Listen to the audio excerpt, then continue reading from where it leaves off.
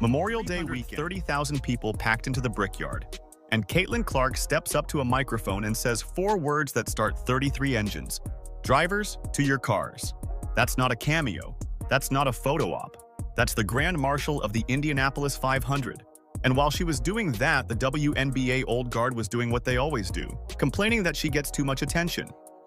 We're breaking down the full Indy 500 takeover, the receipts that prove the CC effect is real, despite her being forced to take a year off due to injuries, and exactly why the jealousy keeps getting louder as the numbers keep getting bigger. Why are the WNBA veterans so jealous of Caitlin? Your thoughts in the comments below. What are you going to say today? Drivers! Pause. To your cars! To your car! Cars now!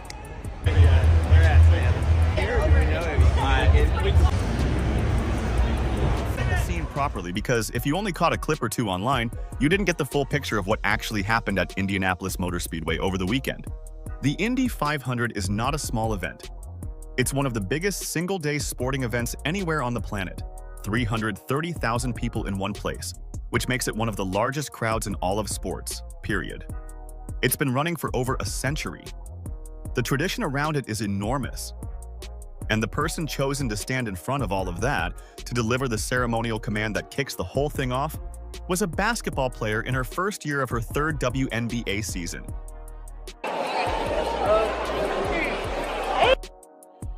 Hey, it's Caitlin. I'm here at the Indy 500 with all my friends. Excited to be here for the first time. Her first time at the race, by the way. Clark said it herself on the red carpet. First time at the Indy 500, excited to be there. And she didn't just show up quietly. Family flew in from out of town. Teammates came with her. Lexi Hull was on that red carpet. The crew was there.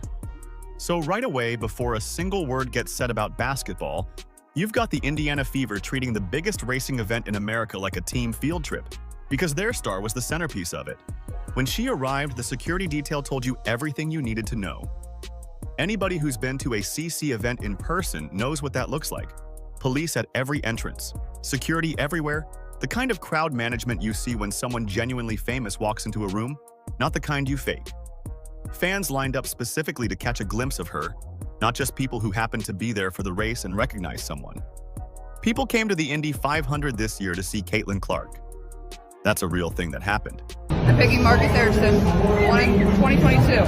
There's a reason he's right in the middle. I guess other people have the same idea. She walked the red carpet, signed autographs, picked her race winner. She went with Marcus Erickson, car number 22, and yeah, you already know why. And then she stood up in front of those 330,000 people and said the words that start the race. Drivers, to your cars. Done, clean. That's the Grand Marshal of the Indianapolis 500. Coach Stephanie White was there too, which she mentioned was actually her first time at the race itself. She'd been to qualifications before, but never the race. And that detail is worth sitting with for a second, because it tells you something. Stephanie White has been around Indiana sports for a long time. It took Caitlin Clark becoming the Grand Marshal for her head coach to finally make it to race day.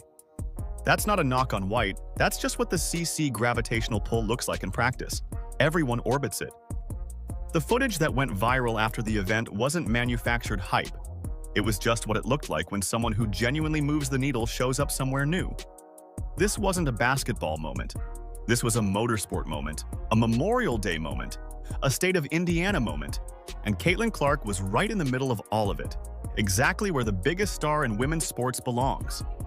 Caitlin Clark's in full takeover mode. I mean, hey, you didn't believe the people that seemed like come out for Caitlin Clark here.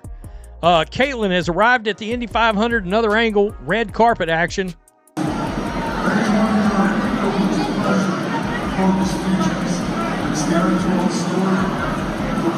Oh shit, people are realizing, oh, Caitlin's up here. That's crazy. That's awesome. Now, the Indy 500 appearance wasn't random. Gainbridge is the presenting sponsor of the race, and Clark has been a Gainbridge brand ambassador since her senior season at Iowa.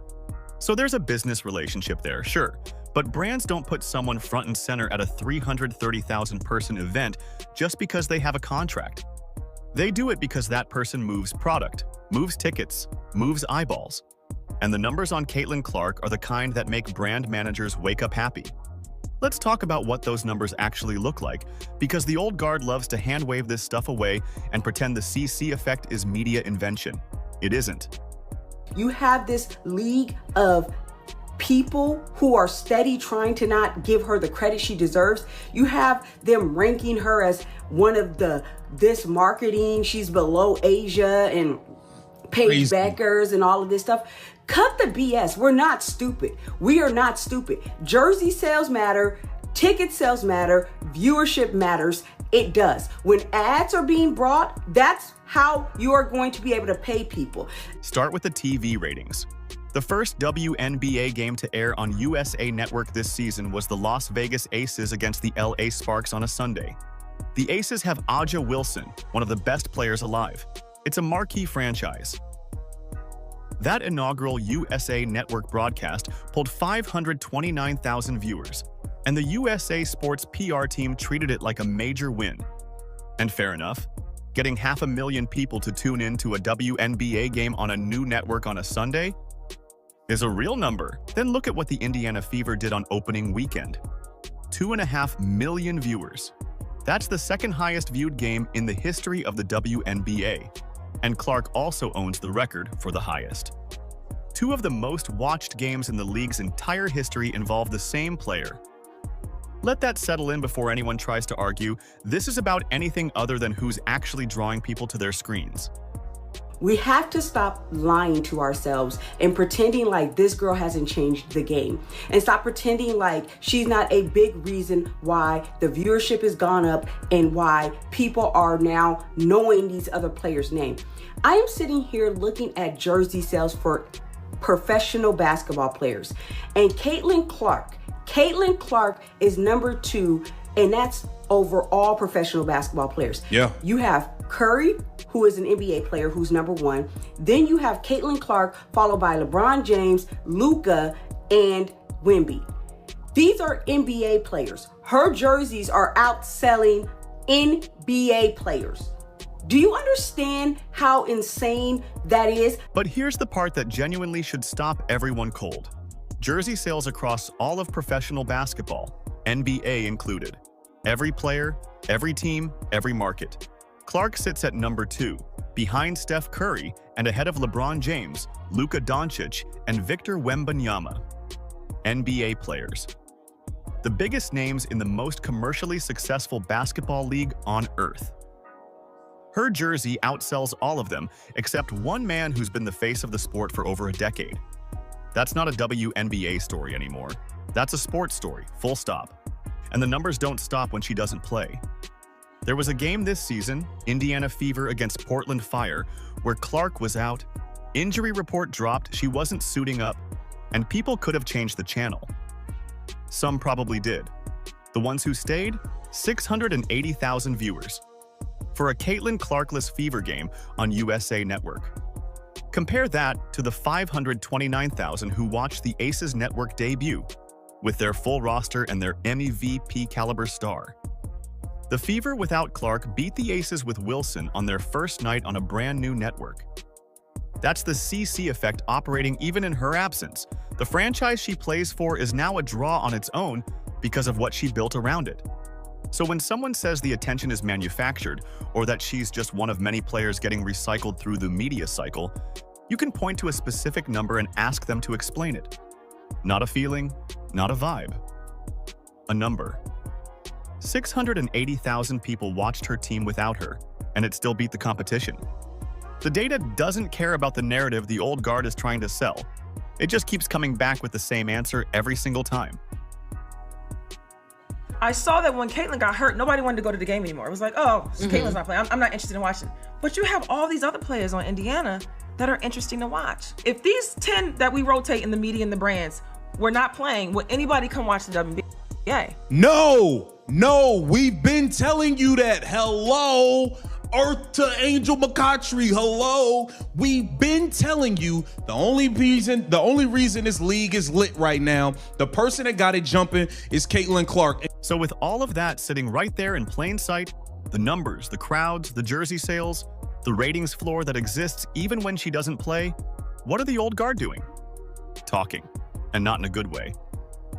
Angel McCogtree has her own podcast, her own platform, her own audience, total freedom to talk about whatever she wants whenever she wants. She could spend that time building up players she thinks deserve more attention, spotlighting games she believes are being overlooked, creating the kind of content that actually grows the sport. Instead, she keeps coming back to Caitlin Clark to complain that Caitlin Clark gets too much attention. That's the choice she's making, every single time. Her argument is that the media keeps circulating the same players over and over, the same 10 names, and everyone else gets ignored. Okay, fair point, technically. But someone needs to explain to Angel McCogtree how sports media works, because the NBA has been recycling the same names for 20 years straight. Steph Curry, LeBron, Durant, now it's Anthony Edwards, Jalen Brunson, Nikola Jokic. Nobody's out here filing a grievance that the media talks about Curry too much. Stars drive coverage. That's not a conspiracy, that's just how it works, and it has always worked that way. The fact that she's framing it as a problem unique to the WNBA tells you the argument isn't really about media coverage at all. If I want to go watch Steph Curry play and I find out he's not playing, I don't have to still go to the damn Warriors game if I don't want to. It's okay. If I want to go to Taco Bell for a beefy 5-layer burrito with no beans and they put out an announcement saying they only selling quesadillas, damn it, I don't gotta go spend my money on no quesadillas because that ain't what I want. Then she said this: when Clark got hurt, people stopped wanting to go to the games. People lost interest. Like that's supposed to be some kind of indictment. That's just what happens when the star of the team isn't playing. When LeBron sat out, Lakers games drew less. When Steph went down, Warriors ratings dropped. Every team in every sport on the planet experiences this. What McCogtree is describing as a criticism is actually the definition of what a franchise player is. You are so important to the product that your absence is felt. That's not a problem. That's the whole point. Sheryl Swoopes has been running the same playbook from a different angle, throwing shots, making claims, keeping herself relevant in a conversation she'd have zero presence in if Clark didn't exist to complain about. Think about that honestly. When did you last hear Swoopes' name come up in a context that had nothing to do with criticizing CC? That's the answer. And here's the part that should be said plainly because it matters. These women played for years in front of near-empty arenas. Games so quiet you could hear the sneakers on the hardwood from the upper deck, no red carpets, no security details, no brands flying them out to the biggest motorsport event in the country as the centerpiece. They built careers in a league that most of America wasn't watching, and that's genuinely hard, and it deserves respect.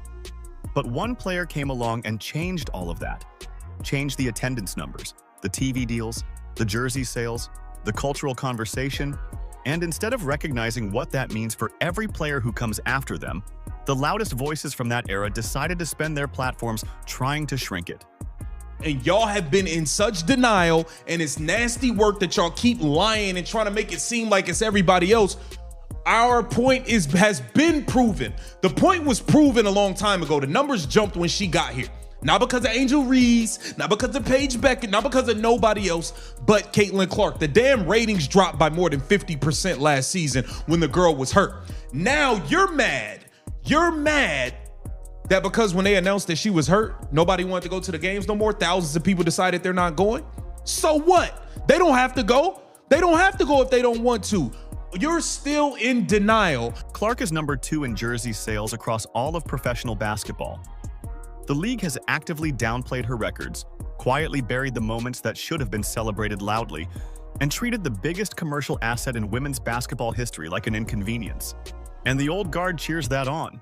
The people who should want this sport to be as big as possible are the ones most committed to making sure one player doesn't get credit for making it bigger. The Indy 500 weekend wasn't just a Caitlin Clark moment, it was a fever moment. Lexi Hull was on that red carpet. Monique Billings was there. Coach White was there. The whole crew made the trip, and that's not nothing. That's a team that actually likes each other, spending their day off together at one of the biggest events in the state because their teammate was the centerpiece of it. You can't fake that kind of culture, and you can't manufacture it in a locker room by just adding talent. White said it herself in the interview on race day. The team is getting healthy at the right time, The new pieces are building chemistry, and the momentum feels real heading into the road trip out to Golden State. That's a coach who sounds like she believes what she's saying, not one managing expectations downward. The Fever have new players finding their footing, and the fact that this group is spending Memorial Day weekend together, on the red carpet, in the sun, backing each other, that's the kind of thing that shows up later in close fourth quarters. What the old guard genuinely missed in all their complaining is that Clark didn't just bring fans to the WNBA broadly.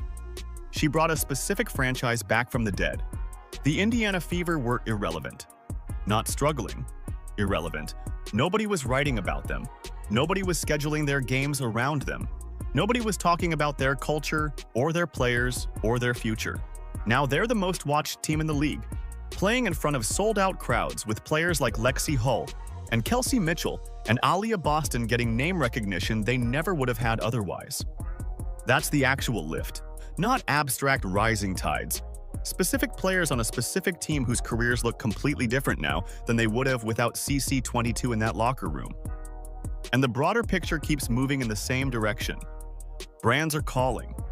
Media rights conversations involve the Fever in a way they never did before. The conversation around women's basketball in this country has a different ceiling than it had 3 years ago, and that ceiling keeps going up. Every game, every appearance, every viral moment at a 330,000-person race extends it further. The old guard can keep logging onto their podcasts and working through whatever they're working through. But the Fever are out here at the Indy 500 on their day off, getting ready for a road trip, building something that's going to be around long after the complaints stop getting clicks. CC delivered 4 words that started 33 engines at the Brickyard on Memorial Day weekend. The old guard can't even start a conversation without using her name first. That's the whole story, right there. Why are the WNBA veterans so jealous of Caitlin? Let me know your thoughts in the comments below. Like, subscribe, and turn on all notifications so you never miss out. Click the video on the screen, and we will see you in the next one.